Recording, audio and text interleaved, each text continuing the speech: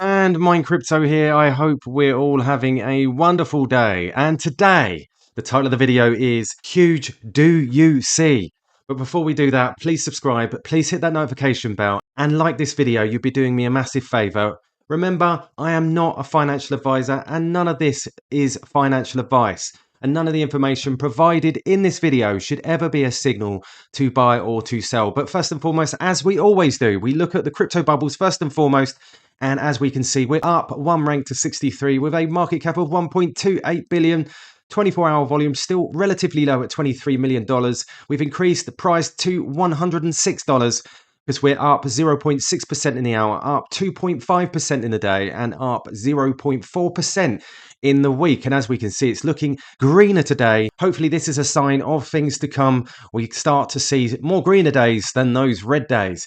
As we can see here, I saw this morning and I've noticed more and more come in at these prices. As we can see, another text from CB to this accumulating private wallet of $1,896. Yes, you might say that's small, of $196,000, but the total wallet size is nearly 40,000 quant and only holds quant.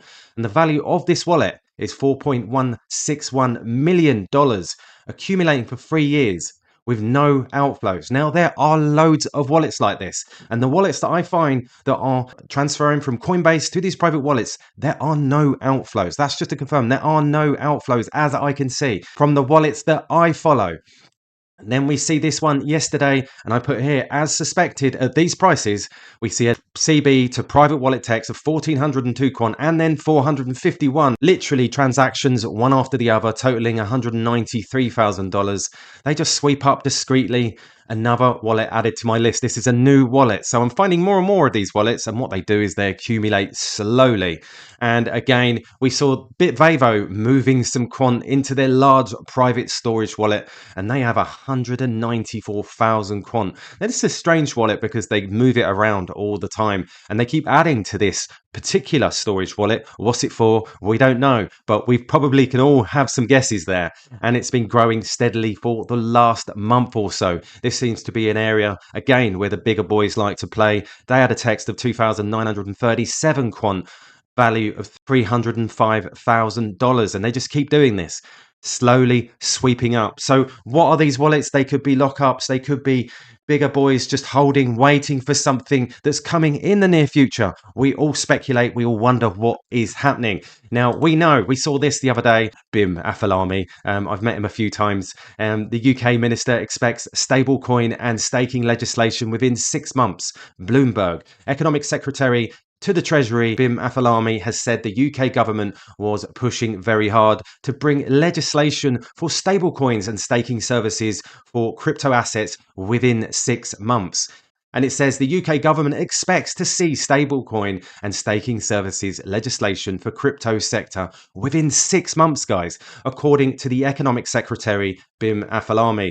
In October 2023, the Bank of England and the Financial Conduct Authority announced broad plans for overseeing the crypto sector in a coordinated fashion, revealing a similar timeline. Now, we're not going to go through it, but this is very, very interesting because we're also seeing this. So we're seeing a lot of people say crypto is dead, but we're also seeing, did you know Lord Philip Hammond, MP, former Chancellor to the Exchequer in 2016 to 2019, happens to be the chairman of Mayfair-based Copper Exchange. And obviously Copper Exchange is an institutional custodian. If you haven't done any research on Copper, I'd go away and have a look. He's been an advisor from 2021 and now he's been made chairman. Now, these pieces are slowly adding up. Now, we're going to talk about the UK financial services in a moment and what role they play within the world.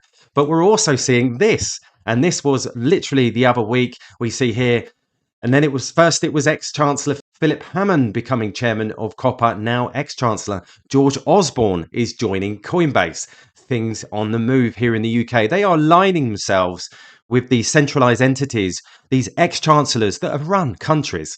You might think, well, not very well, but they are big players in this. So George Osborne joins Coinbase as crypto firm faces US court fight. So this is looking very, very interesting for the UK as a hub. We also see Wintermute, another institutional grade custodian. Wintermute has made loads and loads of transactions. Back in December 28th, we saw them accumulate 7,927 quant, value of $860,000.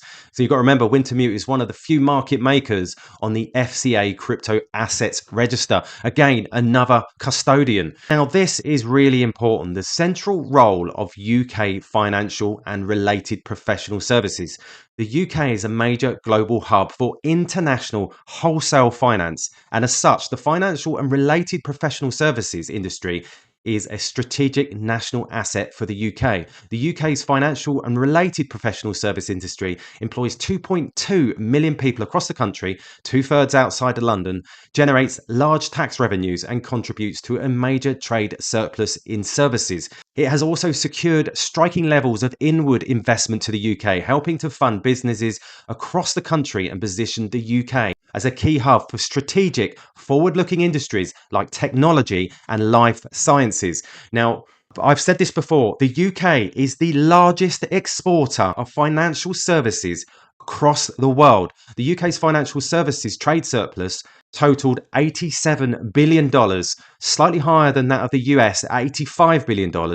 So this is absolutely huge. Now, we hear a lot of people say, well, the ECB, the EU aren't going to use anything from the UK. Well, we've settled that with regards to the language. They are looking at only Europe. And I think that's mainly to say they're not going to use anybody out of Europe, so across the East and the West.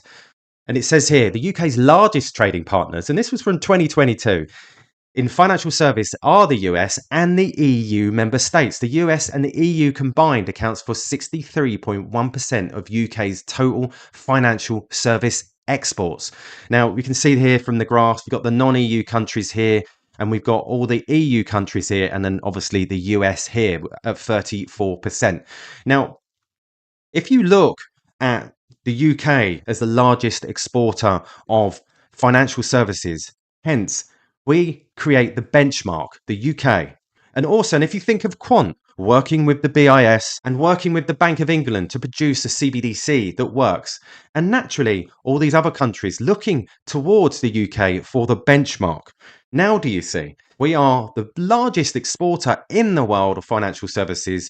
Now, there are other things that we could talk about. I won't go into when we're talking about the Vatican, when we're talking about the London City, and then we're talking about Washington, D.C. We could go into that, but I'm not going to delve too deep. But maybe something that you would like to look at, because a lot of people say, and there's a lot of information with regards to those three being the controllers of the world, the London City being the financial center of the world. But you can go and look yourselves. This is very, very interesting, because if we think of Quant, we think of what it's doing with the overledger, with everything, its partners, and it's really under the radar. Lots of people are fudding it because they just don't see what's going on. But when you do your research, and I hope you are doing your research, this information is here.